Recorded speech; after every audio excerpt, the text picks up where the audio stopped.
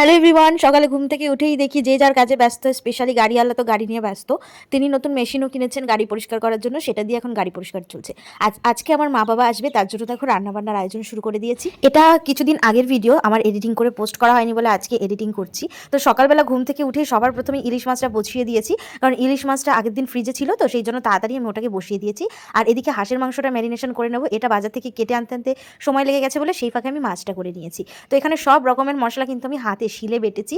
হাঁসের মাংস, দেশি মুরগির মাংস, এগুলো না একটু শিলে বাটা মশলা দিলে ভীষণ টেস্টি হয়। সব রকমের বাটা মশলা, গুঁড়ো মশলা, নুন, হলুদ, কাঁচা সর্ষের তেল পরিমাণ মতো দিয়ে, কুচানো পেঁয়াজ দিয়ে ম্যারিনেশন করে অনেকক্ষণ রেখে দিয়েছিলাম। প্রায় 1 থেকে 2 ঘন্টা ম্যারিনেশন করে রেখে দিয়েছিলাম। সেই ফাঁকে দেখো ও গিয়ে প্রথমে মাকে নিয়ে এসছে, তারপরে বাবাকে নিয়ে এসছে, কারণ বাবা আরও কিছু ব্যাগপত্র নিয়ে আসবে। একসঙ্গে দুজনকে আনা যাবে না। আর যারা এনফিল্ড ইউজ করো, বিশেষ করে 350, ওটাই তো জানো যে পিছনে যদি একজন ভালো করে বসে তো দুজন সেরকমভাবে বসা যায় না, বসলেও যে চালায় তার একটু কষ্ট হয়। সেই জন্য এক একজন করে নিয়ে এসেছে, আর ওরই এটা চয়েস ছিল এক একজন করে নিয়ে আসবে। আর বাবা ব্যাগ ভর্তি এক গাদা জিনিস নিয়ে এসেছে। আসলে প্রত্যেক বাবাই আমি দেখেছি মেয়ের বাড়ি আসতে গেলে না এরকম গুছিয়ে নিয়ে আসে। আমি প্রত্যেক বাবার কথা কেন বলবো, আমার শ্বশুরমশাইও 1 নাম্বারের, যখনই আমাদের বাড়িতে যায় ব্যাগ বোঝাই করে করে জিনিসপত্র নিয়ে যায়।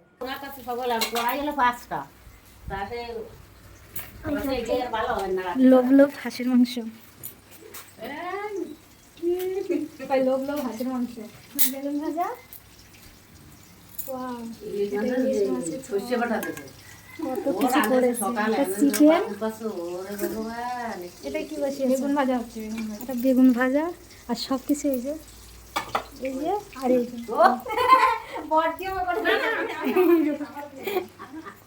জানো তো, আমি যখন এই হাঁসের মাংসটা রান্না করেছি, তোমরা কে কে গয়নার বাক্স সিনেমাটা দেখেছো আমি জানি না, আমার বারবার গয়নার বাক্স সিনেমায় ওই বউটার হাঁসের মাংস রান্নার কথাটা মনে পড়ে যাচ্ছে।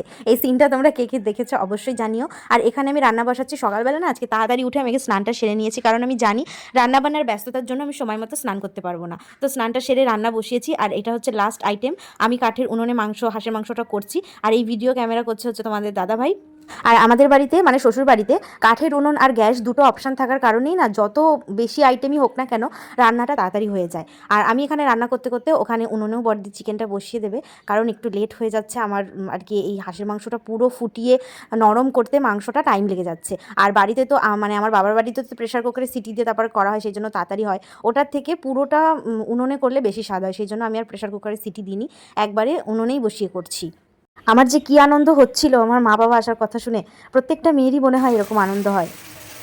বেগুন ভাজা, ডাল, সর্ষে ইলিশ, চিকেন। আজকে আমাদের বাড়িতে আমার ভীষণ স্পেশাল মানুষ এসেছে, 2জন, বিয়ের পর প্রথম। তো তাদের জন্যই দেখো এখন হাঁসের মাংস রান্না করছি, তাও কাঠের উনুনে। শাশুড়ি মা সুন্দর করে আগুন জ্বালিয়ে দিয়ে গেছেন এখানে, আর এখানে আমি এখন রান্না করছি। গরম গরম হাঁসের মাংস রেডি। আজকের মেনু হলো, রান্নাবান্না হয়ে যাওয়ার পর এখানে আমি এখন সবাইকে খাবার গুছিয়ে দিয়েছি।